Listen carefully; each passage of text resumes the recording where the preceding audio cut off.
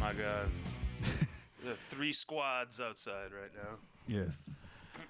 We just saw somebody get pulled over. Pulled over. Yeah, well, we also saw some other shenanigans happening. No, that was before I got here. So. Oh well, Mario and I.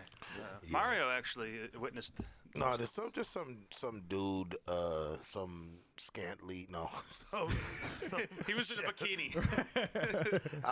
It was just the premise was funny in my head. Some shabbily dressed fellow asking about some other guy named Dan or Danny or something. So he was like, you know a white guy named Danny? You know a fat white crackhead named Danny? No, I don't, sir. No, I don't. Yeah, and then he was in the backyard across the street, and then all the dogs were barking at him.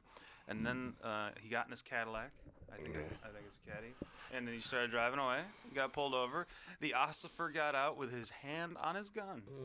Because the guy tried to get out the car as he was pulling him up. So, what have we learned here today? Do not try to get out of the car as soon as the cops pull you over. But apparently he was up to some kind of nonsense because there's like 7 cruisers that pulled up and a detective car. So then once the detective gets here, it's business. But there's another guy across the street watching out. And cops carry cell phones nowadays, and they talk on them more than they do. I heard that they use those instead of radios now. Oh, wow, really? Wow. I don't know if that's true or not. It's like the T-Mobile or something. I don't know. No. Apparently, those guys don't have cricket because they get signals and service. Do they chirp? Is it a chirping thing? Is it a phone-to-phone radio? I think that might be the case. Like they had their own band or whatever. We should get one of those cops in here. What do you guys think? I don't know. No? Okay.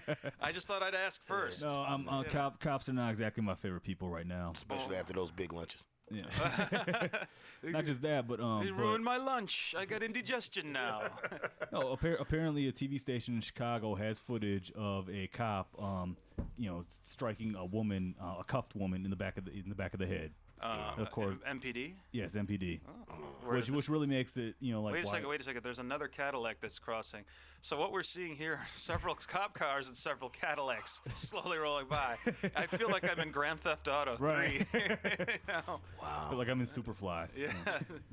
I feel like I don't want to talk about this anymore. I don't know. I'm enjoying Watch that, said Superfly. Oh, I'm not enjoying it. I'm more intrigued. Oh, he's getting cuffed. Oh, dear. He's going to jail. He was going to jail when he got out the car. Do not pass go, sir. Do not collect $200. When you see the detective car pull up, that doesn't say I'm going home. Right. That usually says. He put his hand straight up when when he just pulled over. Yeah. So I think that whole thing that just happened was, you got me. Yeah. Because you guys were looking for me, and yeah. You know what guy named Danny? I've told a few people, you fine if one cop pulls you over, but when the other cop car pulls up, that's called a transport vehicle. That's his job, is just to take people back and forth to the county, and he will be transporting you home. They come at first to check, do you need a transport? And they'll sit there for a minute, and then they'll talk about whether or not they want to haul you away. Right. And then they'll talk about the Packer game, and then they'll talk about where they want to go get donuts. Yeah. And then if they don't need you, they go away. Right. So if that second car doesn't pull off in the first 10, 15 minutes, 20. yeah, you should call it quits, brother. Yeah. I mean, they're gonna stay. You have somewhere to stay tonight. Right. So, what do we got coming up, fellers? Yeah. So you got to read the disclaimer. Well, now we've been doing all this talking. Yeah. Well, yeah, I mean, I got to, but we don't have to read that right away at the beginning, I mean, we can wait. We've been doing it. It's like Yeah, you're right. Welcome to There Goes the Neighborhood. My name is Keith Gostad. I'm the producer of this show. The things you will hear over the next 90 minutes represent the views of There Goes the Neighborhood and the people making them. That would be myself, Nick, and Mario. All opinions, quotations in no way represent riverwest Radio and are the sole responsibility of the producer, guests, and callers. riverwest Radio is not liable for any legal issues arising from the content of this program, including the license plate of that Cadillac that I'm about to read off. Yeah, that's great. So for everybody interested in the theater of the mind that you're doing as you listen to this podcast, this voice is Mario, and this is Nick. This is Gollum. that's Keith. Yes. But yeah. You have a movie coming out, Precious. Yeah. We should talk about that. So you had a big thing. You had a big write-up today Keith, in the Shepherd Express. What was it Yeah. about? It was about my chapbook coming out on Thursday. So Where? at Woodland Pattern at 7 p.m. on So what's the name of this chapbook? High Art and Love Poems. It is called High Art and Love Poems. That is what it's called. I heard it was submerged in deep feeling. That's what the review says in the Shepherd. That's exciting. I was interested. I didn't know that gotten a preview, and so I got a text from my friend Mark Adams about it, and he's like, "Hey, you should congrats on the Shepherd write-up." And I'm like, "What?" Right, and it's a half page. I mean, you can see it if you look at the Ustream video that accompanies this podcast. But like, if you don't see that, it's a half page ad. For the quarter page. Right? Quarter page. I'm sorry, a quarter page ad for the Shepherd. Yeah. I mean the Shepherd, and it's got the book cover Yeah. and the cover art, and it's like 5 pages past the fold, which is really awesome, especially doing like a quarter page thing. They wrote like 2 paragraphs about the book. It's really awesome, pretty cool, man. So when is it? Thursday, the date? December 6th at 7 p.m. Woodland Pattern. At Woodland Pattern on Locust Street. Awesome. You can see me there. I'll be selling those books. Actually, my publisher will be selling the books. I'll be holding them up with a gun afterwards for the money. I need the money. Help me. You don't know. Right. So, yeah. What's going on this weekend for you, Mario? Nothing this weekend. I was thinking about slapboxing the dog. No, seriously, there's nothing really going on again for me until next week, Friday, which is the big New Word Document anniversary show. Hype that up. That's big. Yeah, that's gonna be pretty cool. So, and then on the 15th, I'll be at Circle A. Yeah. With Sam Rosewald and his band and his wife, and Cool. then yeah, excuse me a second. So, and then attention, Friday. all people participating in this show, please silence your cell phones. Yeah, but yeah, so that's what's up. But That's and then really cool. Sunday I'll be at 1, but I have an opportunity next week to mention all that kind of stuff. So just a big push for everybody is to be out. If you listen to this podcast in the next couple of days, to be out Friday, December 7th. Is it 6th, 7th? What are you talking about? The date for 7th. your show, December 7th. For my thing? Yeah. It's the 6th. Oh, the It's 6th. on Thursday. Okay. But Yeah, then December if you're 6th. in Racine Thursday, yeah. on the 8th, if you're in Racine, you can go to the Racine Arts Council. And Bonk is going to present Oh yeah, that's Mickey right. Walschlager, That's right. Russell Jaffe, and the November Criminals. Yeah, So we're going to be getting in the tiny little Echo that Evan drives right. and driving down to Racine. That's most cool. likely. That's cool. And we're going to probably make Tarim sit in the back. Spade one. Only because I have such bad knees. Mhm. And just a few inches taller than he is. So it's a preference thing. And he's nice about it, too. But So that's Bonk on and Racine on December 8th. and December 6th, which is tomorrow. Yeah. For And- the live listeners Yep. at Woodland Pattern. At Woodland Pattern. And then next Wednesday is Burdock 12 at People's Books. So that's the 12th of December. So it's 12, 12, 12, 12. What day did the Mayans say the world was going in? 21st. The 21st. Oh, okay, we got time then. Well, I mean, I thought I'd put mine on the 12th because it's the 12th issue. That's all. And be So it'll be 1, 2, 2, 1, 1, 2. Yes. yeah, it doesn't make any sense. I don't either. I don't. I'm not Mayan, so. You know. So the world ends for the Mayans, like it hadn't already ended. Like, you know what I mean? Well, I got an Advent Who the book. fuck? Who the frick? Fruk, Frog, Blula. Who those any Mayans? Right.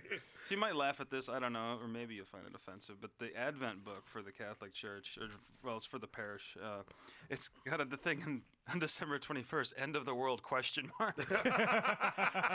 And then it says, for some Christians, the end of the world will be known by rapture. The rapture is a relatively recent teaching introduced by fundamentalists who took several unrelated scriptural texts and devised a frightening scenario.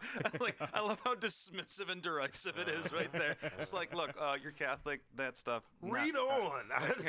Read on. Read on. You want? Are you enjoying that? Yeah. It was kind of funny, actually. It is. I did rather enjoy that. Christ, besides coming at the end of time, will come a few years earlier to snatch all the just from the earth in a single instant, leaving the unjust behind. The word, they're summarizing here, the fundamentalist view, the word rapture is not in Scripture.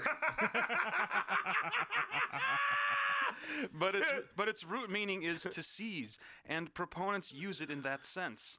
Cars on freeways will suddenly be driverless, causing terrible wreckage. In crowded jetliners, half the seats will be empty in a flash.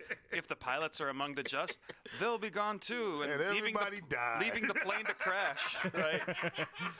Yes, At home, wait, it keeps going. In homes, infants in their mother's arms will suddenly vanish. Because the mama wasn't. All the kids get to go. Right. And there's more. There's more. It actually says there's more. Okay. That's a whole sentence. With the just safely in heaven, Satan will be then unchained to roam freely about the world, wreaking havoc on the unjust. After a time, the Lord will come again and conquer Satan, and the world will end. How did such teaching come about? By interpreting symbolic scriptural text literally, and also piecing together unrelated text. To cite one example, in about the year 50 A.D., some Christians in the Thessalonica. Okay, so is this endorsing the? Are you? Okay. Yeah, I'm listening. Are your headphones working? Hey, Nick. I gotta turn your mic down for a second. Are your headphones working? Check. Okay. Yeah, right. No, it's just they spent like 3 paragraphs describing this whole doomsday scenario that I think they were more buffooning. This is how people leave the church. They don't pay attention at all to what is being said, and then they question it and get angry about it. Nick basically just did that whole thing right there. That was great.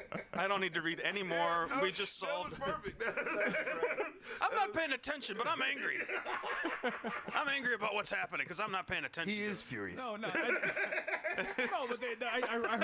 I heard the first paragraph, and I heard it correctly. And then I started thinking about dogs, and then I drifted off, and I don't know. I got angry. It was a big lunch, and then I started thinking about my. I didn't even have that big of a lunch. Don't even put it on that. It was a salad. It was really a light salad, a tossed salad, if you will. I just took that in a completely other direction. It was a, Oh my goodness! if eating butthole's your thing, more power to you. It's just I didn't put my lips to any pipe before I got here. That's all I'm saying. Oh wow! Just keeps going. Yes, it does. Yes, it does. But See, this is why the coffee is a good way to start the show, by the way. I'm just saying, they spent the first paragraph dismissing the scenario. Okay, explain how you didn't understand that. The next 3 paragraphs are saying, this will happen, and then this will happen, this will happen. It's like you're going awfully into detail for something that you're telling. No, you're going into a lot of detail to tell me that it's BS. Yes. Yeah. That was the whole point. They thought it was funny. They're summarizing it in case you were one of those people that wasn't paying attention to what the fundamentalists believe. Doesn't this sound This is how information is given to people, by the way, Nick. It's kind of like how on Facebook you click like without actually reading the article. That's what you just did there. You have a cute profile photo, like. That's how the Nazis took power.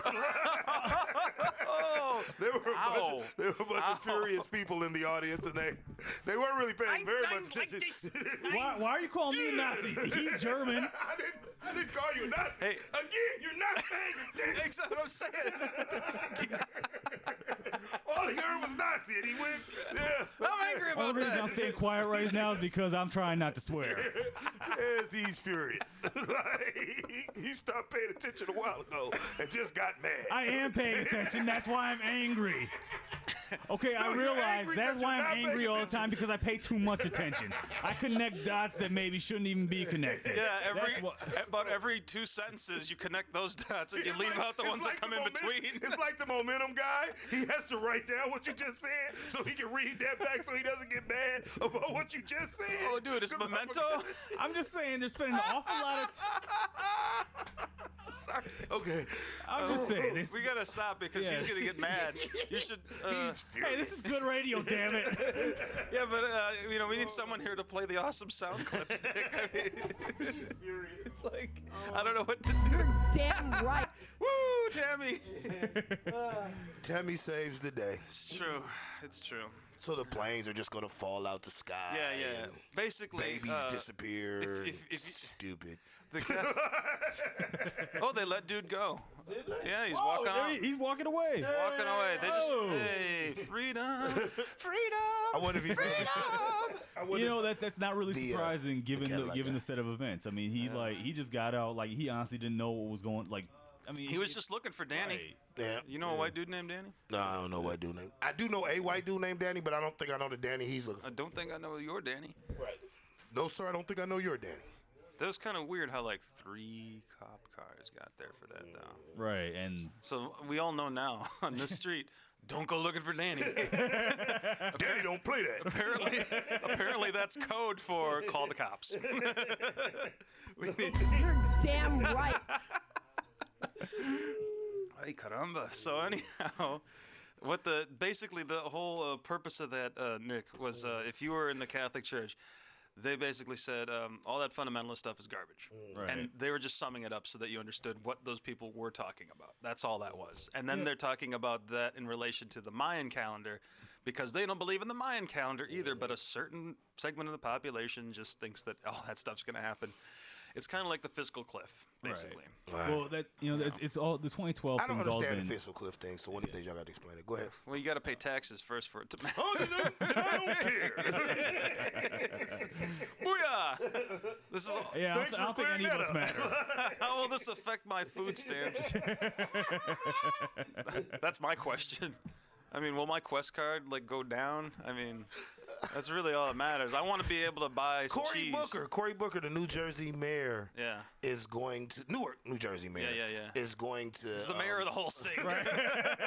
That's like a Nick idea right there. Mayors can't be in charge of entire states. I'm angry. Okay. No, so close. So the Newark, New Jersey mayor Cory Booker is going to go on food stamps for a week. And why? I don't know, just to show that it's hard to be on food stamps. Like that was ever in question. Like, oh yeah, we give these people enough money to feed the whole state. Like, no, it's like $1.40 a day to eat. You know what I mean? And so I guess what he's going to do is go $1.40 a day for all his meal. No, it's $1.40 per meal. So I guess he's going to eat $1.40 per meal. But people on food stamps don't do that. They make big meals and then eat them throughout the day. Yeah, I guess. Yeah. I just buy bulk rice. That's kind of my thing. And that's what I suggested for him on Facebook. He should buy a lot of rice. Well, I'm going to suggest it now. He should buy a lot of rice, a lot of greens, potatoes, chicken, potatoes. Yes. We eat a lot of starches. Go really well with food. And then every once in a while, you buy some expensive imported Italian cheese and piss off whatever grocer is like checking you out, you know? And they just look at you like, I can't believe you're buying this. It's like $15, this piece of cheese.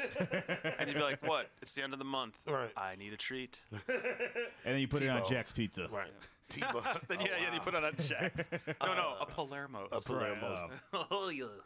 You know, I couldn't even. I usually buy T-bones with my food stamps and then go put it on Scott Walker. Oh, that's beautiful. I'm going to start doing that. This one's on Scooter. Oh, my goodness. You're damn right. Woo! Thanks, Tammy. Brilliant. Just bloody brilliant. Yeah. You was just say, Nick, I'm sorry, I didn't mean to interrupt you. I had to get my joke out. My brain doesn't work that fast. Yeah, well, if you interrupt Nick too many times, he's not going to say anything. He'll forget what you said, what y'all talking about. You got to let him get it. Yeah, you start talking about food stamps. Like, what the heck? We were talking about food stamps. I don't know. The Mayan prophecy. I don't know how you got got food stamps out of the Mayan prophecy. Because he was trying to live on $1.40 a day, and that's an apocalyptic proposition if I ever heard one. Especially if you're in New Jersey. Hey, there goes Jersey. And actually, he doesn't. And they get like he said like 138 a month in Jersey. Really? And but I don't know. Some woman challenged him on Twitter. That the people on food stamps were eating fine, and he was like, "It's not enough money to eat." So the challenge is that the woman that challenged him on Twitter, because apparently Cory, the mayor, has nothing to do but tweet all day. Sure. He's going to respond by doing that whole thing. He's the future. I mean, he's the future guy, man. He's the next black guy. What? Cory Booker's He's the next black guy. There's only one at a time. One at a time, people. One at a time. I mean, even the Republican Party, you know, they had Colin Powell, then they got rid of him, and he left. Yeah, Colin Powell got screwed. Colin Powell got hoed so bad with that the UN speech, man. The UN speech. He's please refer back 2 episodes to see my awesome input on Colin Powell. Yeah, so Colin Powell left. They got Michael Steele. He went, and then he was an idiot. They threw him under the bus. What happened to Alan Keyes? Yeah. What did Nobody wants Alan Keyes. Alan Keyes doesn't want Alan Keyes. But I'm saying, what happened to Alan Keyes? He was kind of boring. Yeah, he was. I don't even know what happened to him. He didn't have a scandal or anything, did he? I don't remember Alan Keyes. No, he didn't really do much. He's kind of like the Lovey Smith of Republicans. No, even Lovey is more likable than Alan Keyes. And I say that as a Packers fan. Right. Yeah. Wow. That's a bold statement. What can I say? So the whole thing in New Jersey now, they don't get that much compared to us here in Wisconsin. 138 is not a lot. I don't know what the food prices are in New Jersey. But the thing about Cory Booker, did you ever see that documentary about him trying to get elected the first time around? What happened? Basically, he ran into machine politics within the Democratic Party in the state of New Jersey, particularly in Newark. And it was set up against him, and they basically called him an Uncle Tom and like everything. Wow. Really? Well, because the guy that was entrenched in there was an old black old black Democrat, and when you run on that small a scale, this is the thing about local politics at different places. It takes on different shapes, man. I know he's supposed to be a centrist, though. He is supposed. Yeah, to. he's he is a centrist, but he's like, you know, that's part of getting your city out of the muck and mire in some ways, is because you want to attract enough business to your city. You can't be one way or the other, I guess, you know. I mean, the guy ran into a house and saved the old lady and a kitten, and he swam across the ocean twice. You sure that's not a Foo Fighters music video you're thinking of? There goes my hero. Well, I mean, watch him as he goes. But here, Tom Barrett. Well, Tom Barrett got his ass kicked, trying to save that woman, but doesn't mean he's a good mayor. I mean, he didn't play. He didn't play it up though. No. You know what I mean, Cory Booker has the good sense. Well, he didn't win the fight. That's probably why. It's like he didn't stop that lead pipe from putting him into a coma. Right. You know? Well, that's what I'm saying. He got beat by a lead pipe. He doesn't need to hide the fact that he lost. Right. I mean, the guy had a lead pipe. Yeah. I mean, he's a big man. Barrett's a big man. Yeah. He's like what, 6'4", 6'5". right. And if it knocked out a guy his size, that means something. Right. You know. So, what are you saying? We should vote for the guy that knocked him out, Nick? I'm angry. No. I'm furious. I'm furious. I ain't. You're damn right. Oh, Tammy. So you know, I'm getting. You gotta give me. Let me use some of these other ones. I mean, you keep setting me up for that. I don't know. I don't even know what the other clips are, so we just kind of going off the cuff. It's all you, man. Whenever you feel like you got the space and the time. What? You know. I know. I'm just saying. You know. You can insert what you liked into the conversation. In your face, Milwaukee. Oh, he loves that. Oh, you know, he's a big Simpsons geek. Nick is really obsessively, like, he'll be, things will happen in real life, and he'll go, you remind me of the Simpson episode. And since there's like 1 billion Simpson episodes, he's constantly doing that. Simpsons did it. Simpsons did it. That's funny. You know, and here's the thing, though. Like you know, the people who are like really diehard Simpsons fanatics don't think I'm that big of a Simpsons fan. Really? So in the Simpsons world, of the Simpsons fans, you're not the. Well, in the Simpsons, I would think you were their king. No. Well, the Simpsons community, they have what they call themselves 5%ers. They're like the 5% of Simpsons fans that I guess get all the jokes. Okay. Yeah, I understand every single one of these jokes. Get out! You were on my list. Maybe I'm like a 15% or a 25% or something, you know. But yeah. Worst Simpsons fan ever. He's a stock full of voices. That's amazing. I like that. But yeah, so I forgot what we were talking about before we got to talk about that. Well, that's the problem with our short attention spans here.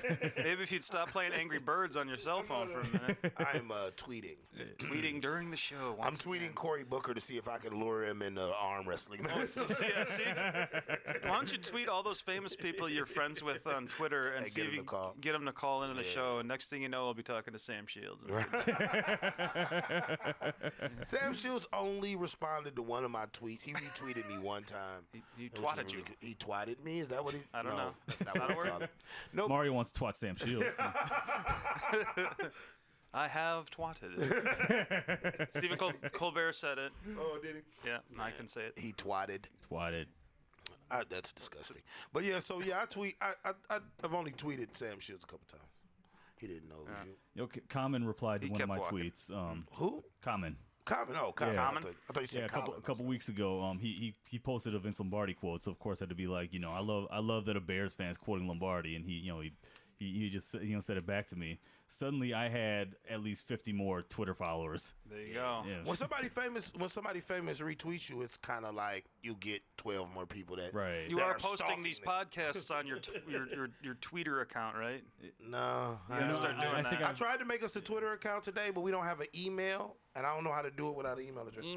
I'll set that up. We got an email address. I'll give it to you later. But the whole point is you can start putting them on your personal one. So here's the show that I'm a part of, and then people might. I do that on Facebook, but I don't actually do that on Twitter. Stop talking about the podcast. Oh yeah. Number one rule of podcast: do not talk about podcasts. Oh yeah. Yeah, well, whatever. We'll have to censor these 5 minutes out now. Quick! Find something else to talk about. But yeah, so this guy. So what do you got? There was a report maybe yesterday. There's a gentleman in Racine, has 9 kids. Okay. And he owes about $100,000 in back child support. Oh. And the judge sentenced him to probation under the condition that he have no more children. So did they snip, or what did they do? No, just said it. Don't have no more kids. See now, my problem is, how are you gonna stop him? Well, because you can. Well, if he does, what it's saying is, and here's what I'm saying. I don't have a problem with them doing that personally. I was gonna try to get you guys' take before I chimed in, but I don't have a problem with them saying that. But I'm saying, how big is? What do? Do you sanction him? Because that's how probation works. When you're on probation, I can give you a sanction. That means I can give you a certain amount of time for commitment for breaking the rules of the probation. So I give you a 2-week sanction. Are you saying if he has another kid, you're gonna revoke his probation and just make him do the time? And if you do revoke him for having another kid, aren't we effectively clothing him, housing him, and feeding him? Like, there's no win in it. You know what I mean? I think it's more to shame him and any other persons with 9 kids and $100,000 worth of child support debt.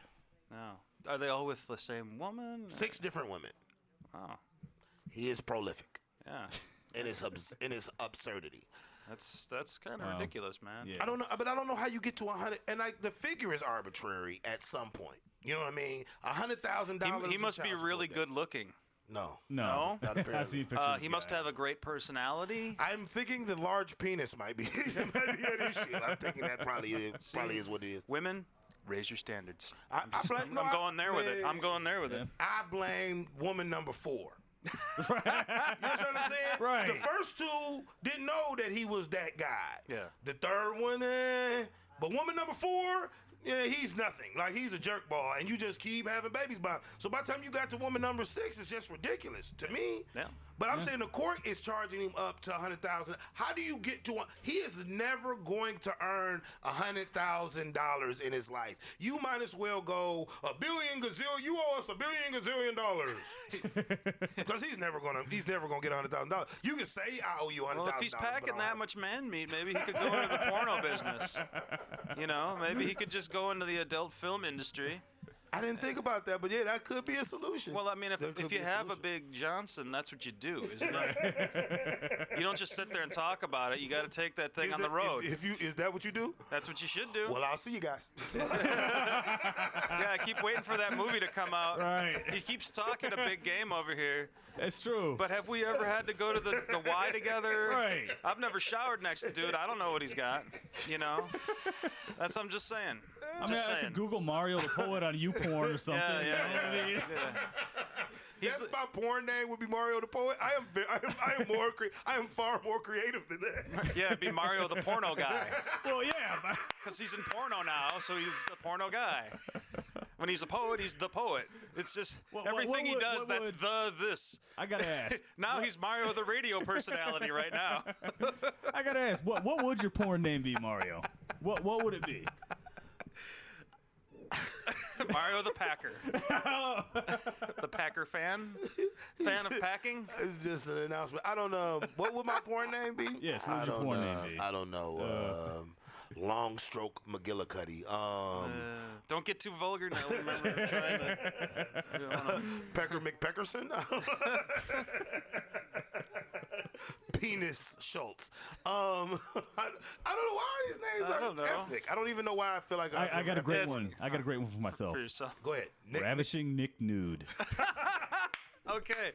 Yeah, I don't think I'm going to be able to top that one, man. Amazing. You're damn right.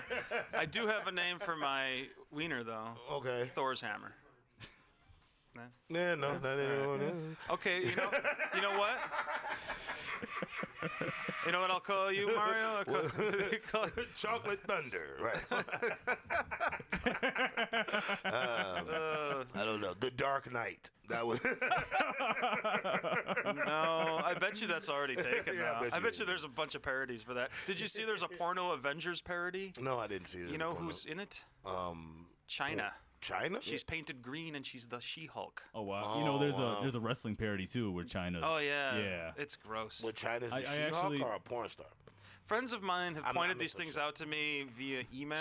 China is doing porn now? Yes. Yeah, she's been doing that. But like, is she doing hardcore porn? Hardcore, sir. Who wants to see that? Apparently enough people to justify its existence. I saw her Playboy spread, and that cured me of ever want to see her naked again. I know. Were you even interested a little? I knew she was in Playboy. Well, it's like a question, you know. You're just like, well, I gotta know. I guess. It's like I'm disgusted, but I can't look away, type of thing, you know. See, I looked up reviews of China's porno. Did you read ever? There's a review on WrestleCrap.com. Catherine Steffens. I gotta see. Oh my goodness, that was hilarious. There's a guy in there. He referred to this guy as going so deep that he was able to touch living water. Wow. Into China? Yes. Amazing. It was so disturbing. And then, no, I don't. That does absolutely nothing for me. Let me explain this real quick for people who don't know. Let me explain this real quick. This wrestling porno that China is in, they got a bunch of porn stars who look vaguely like WWF old school. They put a fake mustache on a guy like the Sheik or something. Right, yeah. They put a fake on the Iron Sheik. They got a guy who looks like a Hulk Hogan. They got a guy with tattoos who looks like Stone Cold Steve Austin, who doesn't have any, who has like a tattoo on his ankle, and that's it. Yeah. They got a Rock lookalike, just every famous wrestler. And maybe the bald guy with the tattoos was actually Perry Saturn. Right. Goldberg. Yeah. A name reference. Go ahead. Yeah, you're not in this conversation, Mario. You can go get a coffee if you want. We're going to talk about wrestling for about 15 minutes. You can come on back when we're done with this one. Okay, so you can be Mario the coffee getter. That's gonna keep happening. But go ahead. I might have been interested enough to get really drunk and watch this if they had a Rick Rude or a Val Venus impersonator. All right. That might. Okay, that's kind of funny. Well, you could actually. Right. I mean, there's at least humor in that. Yeah. This is just. No. Who wants to see this? I don't understand. As long as they do the voices while it's happening. That's really good, brother. brother. You got a point there. As long as they're doing the promo voices, it's fine. Exactly. Oh, hell yeah. But yeah, China, you like that 24-inch python inside you. Oh, brother. If you smell what my... Boy! No, if you smell... That's all it needs to go. If you smell... I guess not. We're doing this. Yeah, we're if you smell, we're having sex now. All right. That's like the whole. So it's gross, man. But Yeah, that's I reality. could have made that a whole This lot is more- the world we No, live in, and that's why people keep hoping for the Mayans to be right.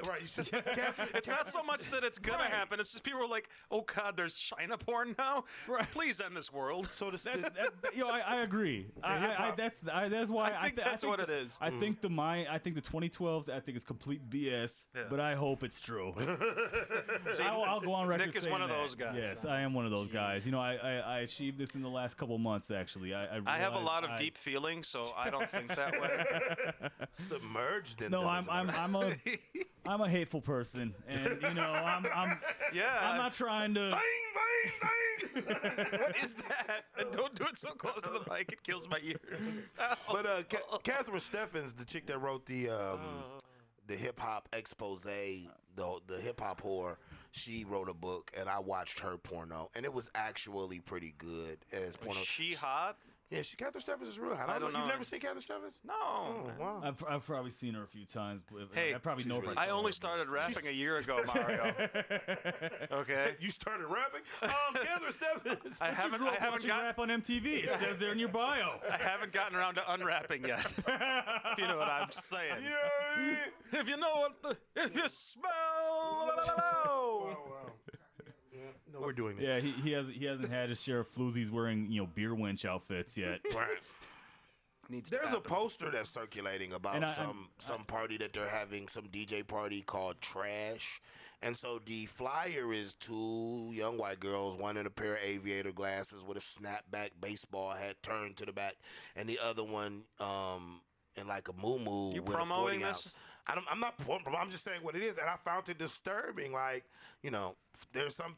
You're buffooning poor people. Like, that's not cool. Right. Like, I don't That's called understand gentrification, Mario. That's what these people are here to do. They're here to buffoon poor people and shame them into acting right. Well, this is never why. works. It shouldn't work.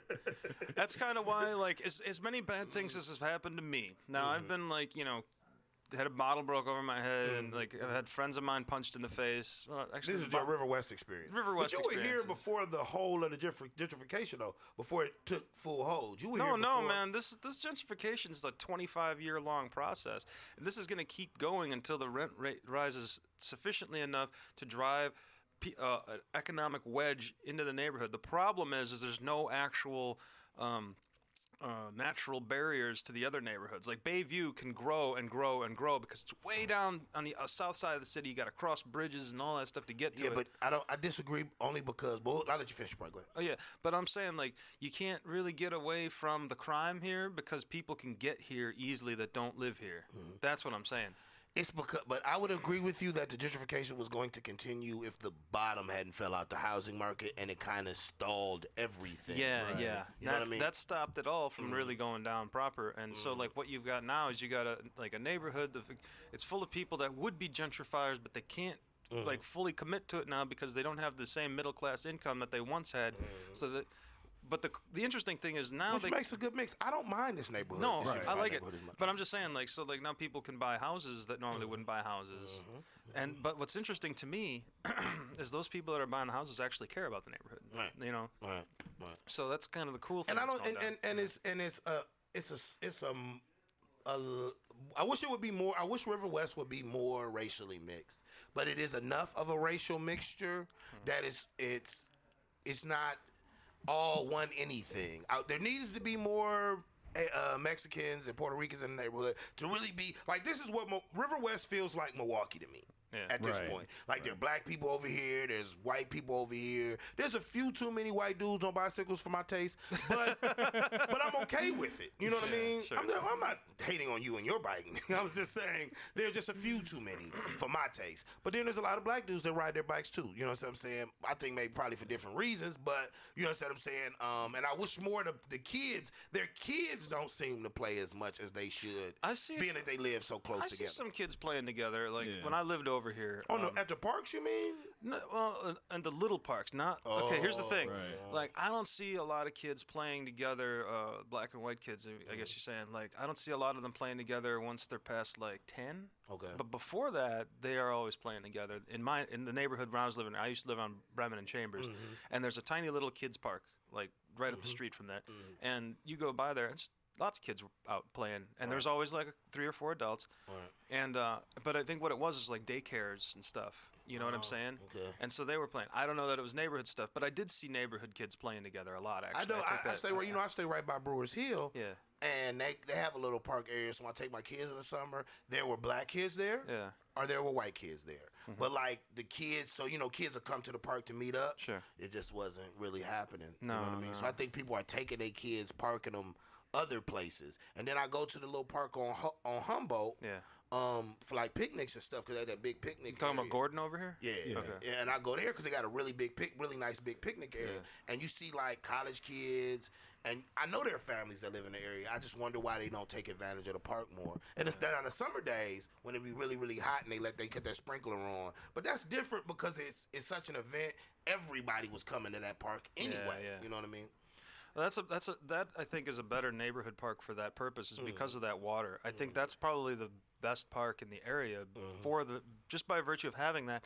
More people come, more diversity will happen there, and everybody's got to be cool with it, or it's going to get turned off. Like that's the one thing that we've discovered about this city and its parks. If you mess up too many times, they will just close down that park. And I mean the more intermingling you have during playtime, the more people will understand that the difference is we all Americans, and the differences are so slight that we would notice it less if we would actually just hang out with one another more often. That's interesting. Right. Well, it's interesting because I went to Shakti Butler. She has this she did this program at UWM last night. I went there, and Dan's organization happened to be there. So who is this person? I don't know. Shakti Butler. She I can't remember. I think she's a professor somewhere, but she gave this presentation at UWM last night.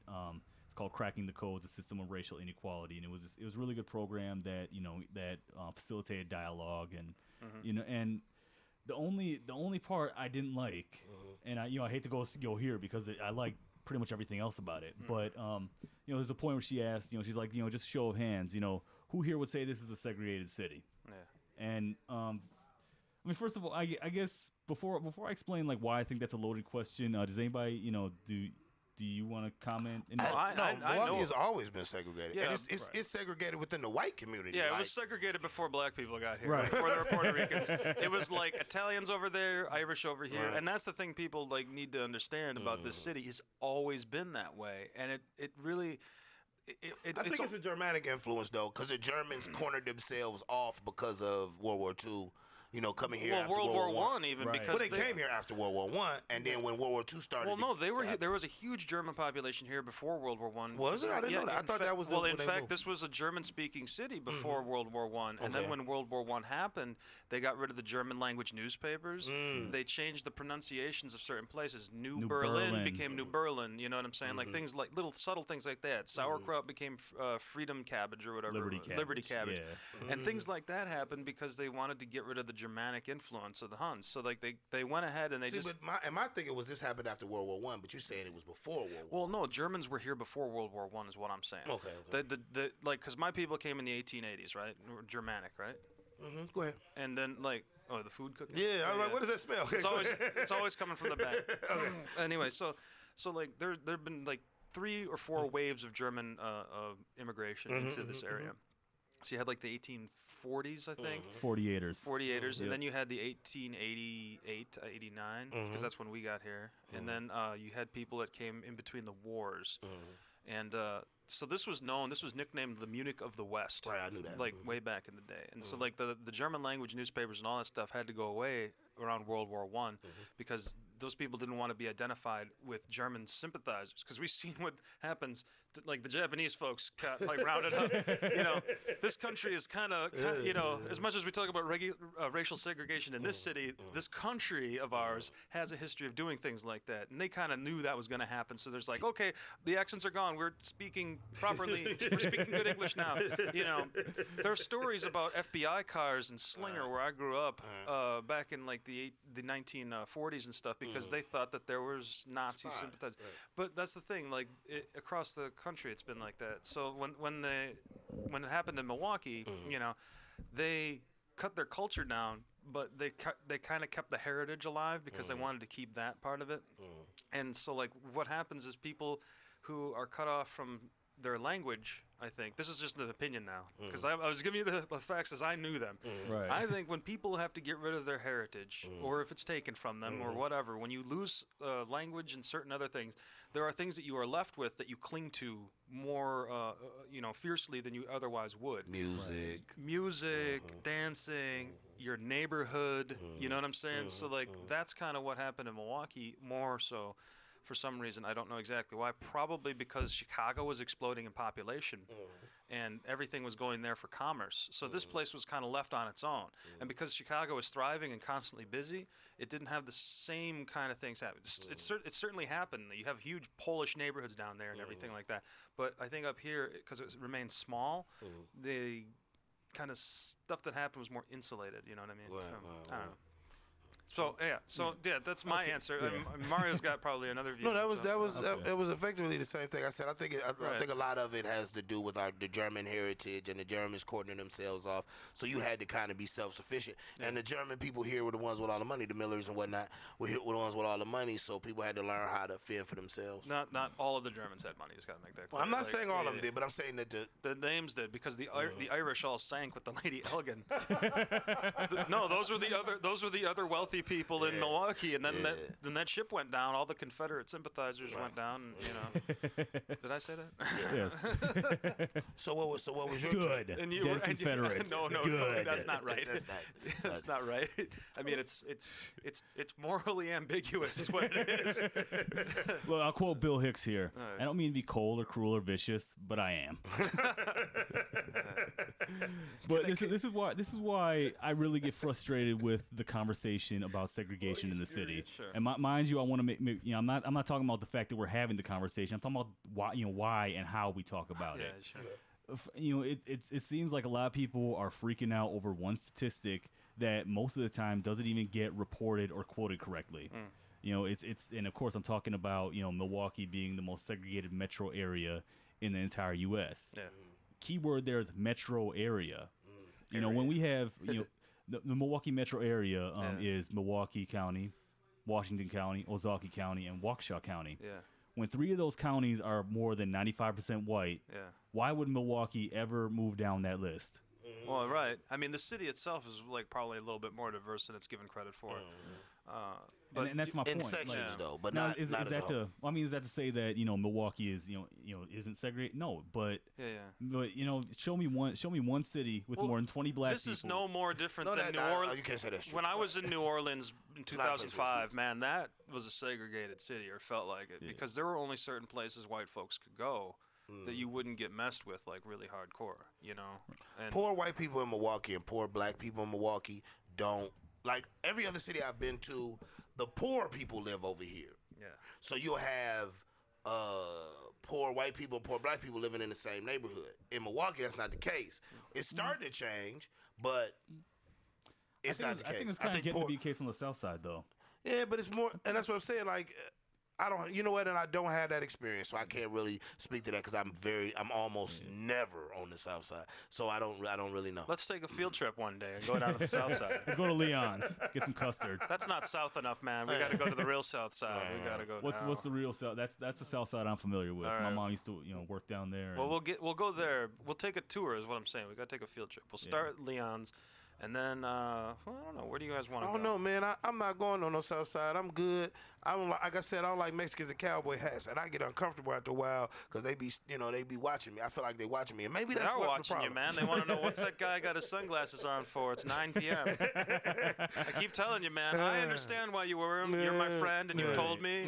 Other people don't know. So like I said, I don't go on the South Side because I don't want to be bothered, and I very seldom go on the South Side. But maybe it's true, and I've heard people say that the cultural diversity is a lot more distinct on the South Side, but I'm never on the South Side. I know about the East Side of Milwaukee, and Houghton is the line.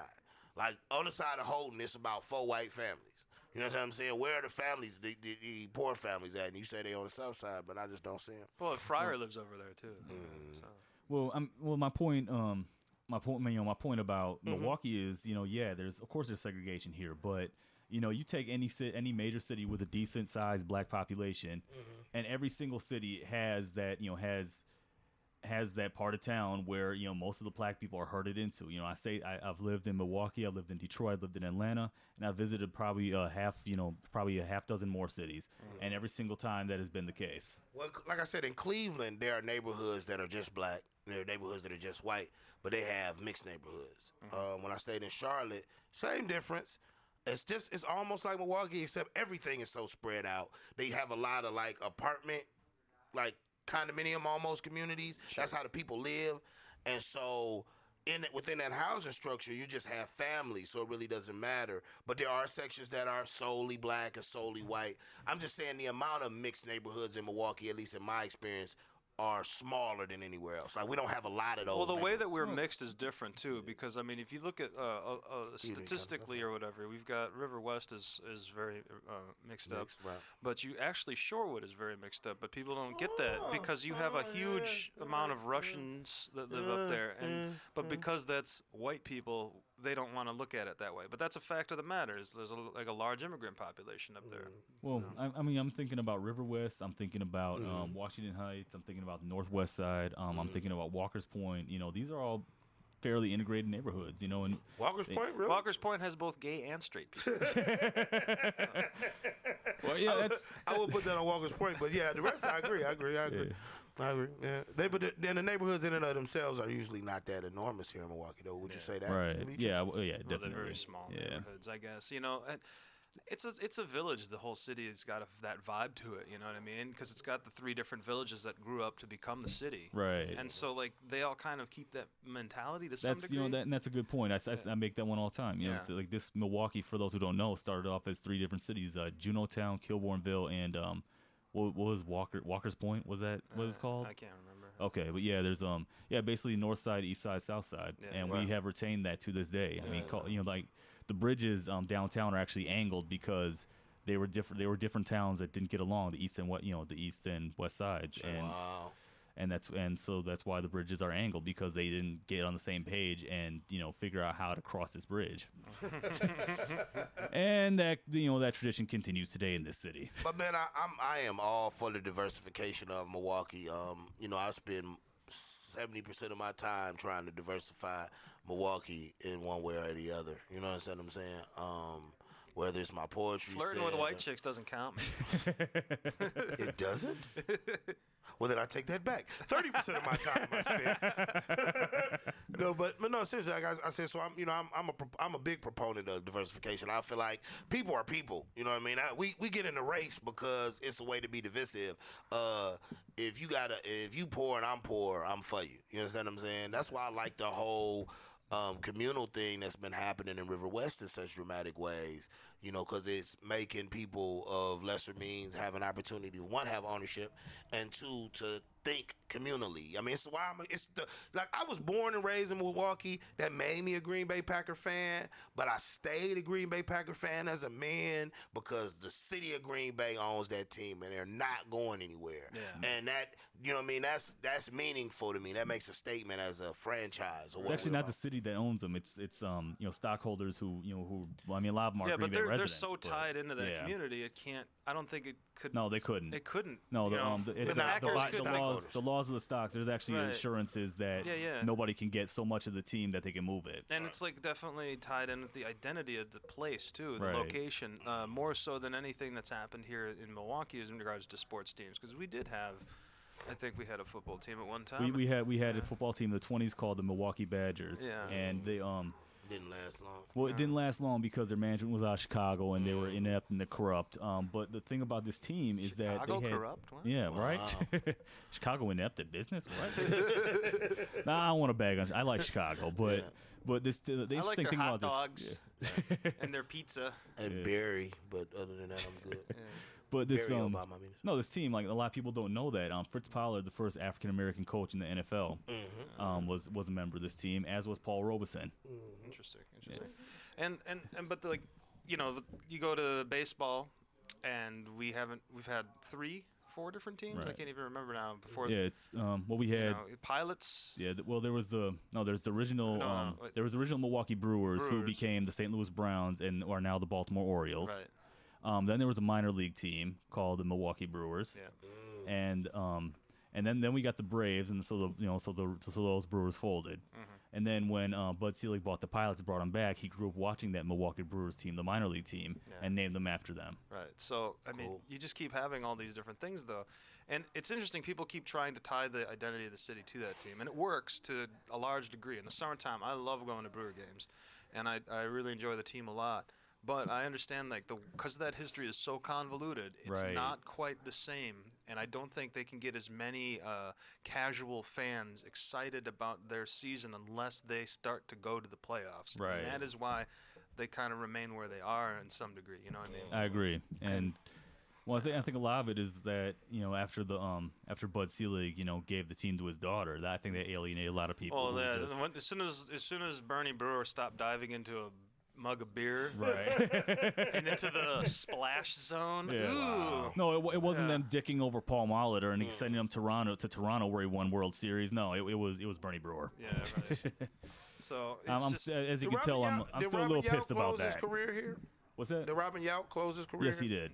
Yeah. At least Robin Yount did. Yeah, I mean, he got to do that. And I think Braun is trying to do that, and he probably will be able to, given the scandal that happened to him. Right. I mean, the thing is Get the best steroids in Wisconsin. I support that guy. I don't think he did it. I don't think he did either. I don't know. I mean, I've watched him play since he's came up. That season that he came up, I was like, who is this guy? This guy's Didn't amazing. the speed skater that was from Milwaukee get found out to be on steroids too? Well, there's a few speeds. Wisconsin is a speed skating hotbed. Yeah. Well, I know we had the best training facility, but I'm not talking about. That's why it's here. It's not Dan Jansen. Dan Jansen didn't get. There's Dan Jansen. Bonnie Blair. Eric Hayden. I know a lot of speed skaters who aren't from here train here. Name? I can't think of he lives in this neighborhood. Shawnee Davis. Yeah, Shawnee Davis. Yeah, he lives here. He lives in Riverwest. Yep. Yeah. He's not from here, but I know Shawnee lives in we got an Riverwest. Olympic medalist in Yes, this. we do. Man. That's why this neighborhood's cool. How many Olympic medalists does your neighborhood have? Yeah. In your face, Milwaukee! That's good. I like guess. it. Yeah. Thank you.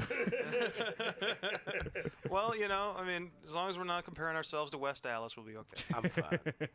I don't care. About West Dallas has a store that only sells refrigerators. Does Riverwest have that?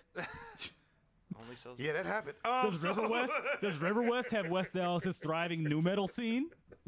No, we don't. But we know what we do have that they have? Cheese shop. Well, I want to go in there and I want to do the Monty Python cheese shop sketch with them at some point. Do you have cheddar? It's the single most popular cheese in the world. I have no idea. What the hell's happening? So yeah, I don't. And Keith looked right at me because I think it's a general assumption that all white males of a certain age like Monty Python, and I like Monty Python. Yeah. I'm a lumberjack and I'm okay. I don't. And this thing, I like British humor, but I just don't really get Monty Python. Because he gets angry because he doesn't pay attention There's to the whole Catholic. thing. There's a lot of Catholic things that go on. And then you have to remember one of the things you have to remember about Monty Python is they're doing a lot of absurd stuff that would have been shocking if you dated. Okay. If you remember, nobody was saying those kind of things on. Everybody took themselves so serious on TV. Well, especially in Britain, I'm sure. Yeah. Even more so. So, and I like the Spanish Inquisition guys and.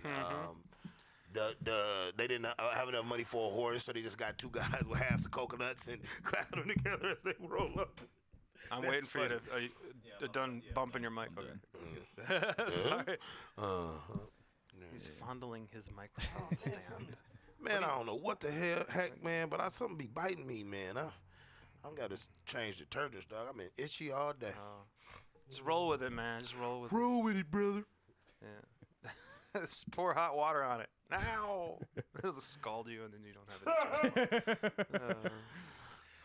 Cripes. We did a history lesson today. It's been like a lot of crazy stuff going on. We did, and we still got a half hour left. I know. This has been a very productive show. Don't talk about the podcast. Right. Number one rule. Number one rule of the podcast, don't talk about the podcast. Oh, boy. I stretched this out a little bit. Yeah. The guy talking loudly. Yes. Fat white crackhead is a part of my life. We was because once we were talking about this fat white crackhead that was in Mr. Furious. The one that broke into Nick's house. The one that guy was looking for. You know Danny? You know Danny? You a white dude named Danny? And he looked like a Danny. You know, he just had that Danny look. You know, it's like sometimes some people just look like what they're named, and he just looked like a Danny. I don't know. I got an uncle named Danny, and I had a stepdad named Danny. So I don't. Danny's are kind of. You just turned Jewish real quick? Huh? No. I had an uncle named Danny. I had an uncle named Daniel. He was a fine man. He's a good fella. He was in the stocks. I don't know. You just got a little Jewish. Lamika. Thank you. I'll be here all weekend. Remember, December 8th, first night of Hanukkah. Is December 8th the first night of Hanukkah? It is. 8 of the nights of Hanukkah. Happy, joyous Hanukkah. 8 of the nights of Hanukkah. I don't know how to keep up on Hanukkah. Oh. I don't even have a lot of Jewish friends. I don't think I know maybe 3 Jews. Well, Milwaukee doesn't have that big of a Jewish population. Oh, I beg to differ. They're around, but we've got them, man. We've got some great. We got them, and they tied up in the basement. We've got them, and they have some great delis. Well, I mean, there's Jewish history. I mean, Golda Meir went to UWM. I mean, you know, our library is named after her. I like the mafia history of Milwaukee. I didn't know Milwaukee was such an integral part of the mafioso. Oh yeah. Well, I mean, right by Chicago. I mean, how could it not be? It's tied up and all that and stuff. We had booze, you know, during Prohibition. Yeah. This was not a dry town. No, it was not. No, sir. Supposedly, Pabst Blast and Schlitz started brewing. You know, had beer for sale the day after probation. You know, the day probation was, and it takes 14 days to make beer. Yeah. So. I mean, they were ready for that stuff. But, you know, if you watch those Ken Burns documentaries or whatever, they sold all this basic home brewing stuff, you know.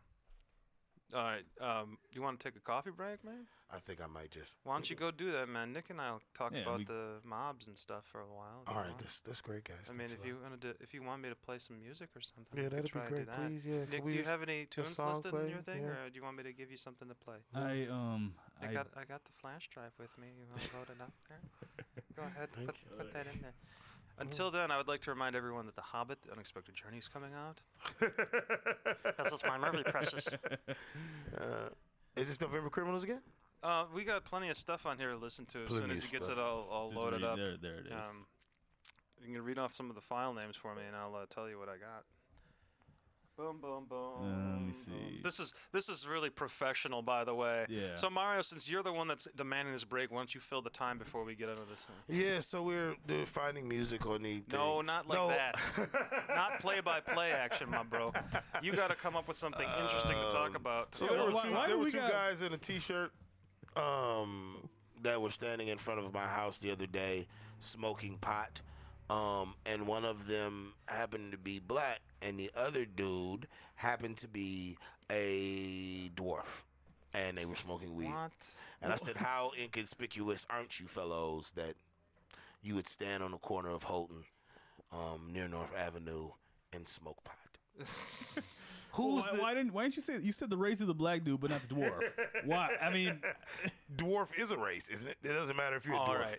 Okay. Well, okay, what is this, Lord of the Rings? I mean, he mentioned the Hobbit. My mind went to the dwarf guy that happened to be smoking. I'm going to give you guys 2 minutes to go. This is my old band playing to Lisbon, playing T for Bolsheviks, and we'll see if we can draw that up real quick. Awesome. So we'll be right back and take a little short break, y'all. It'll be a second or two. 1, 2, 3, 4.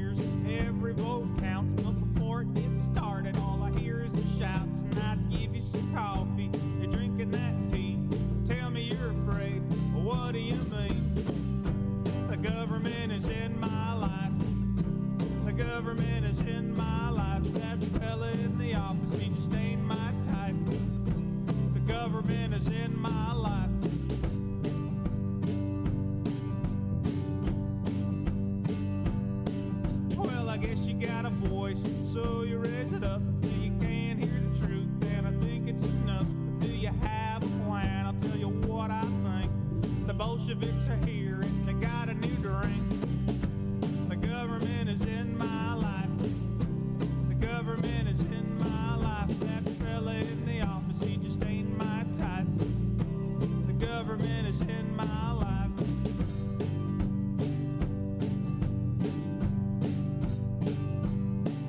Now we the people used to carry some weight, but now all the people seem to carry is hate. But the government's the people, so what we have here is a red devil herring in the culture of fear.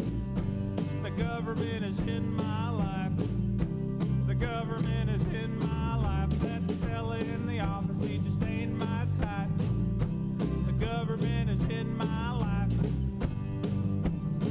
I ain't paying my taxes no more. Give me my guns. Lock the screen door.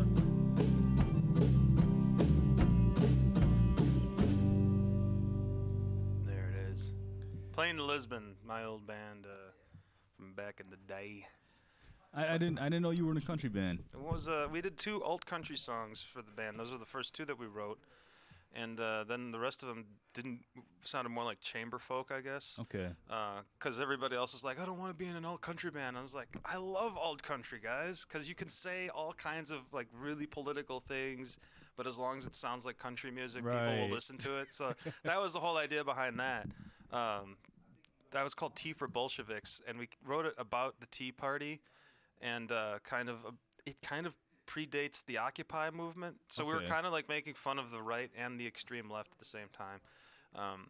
Basically, if you listen to the lyrics, it's well, the government is in my life.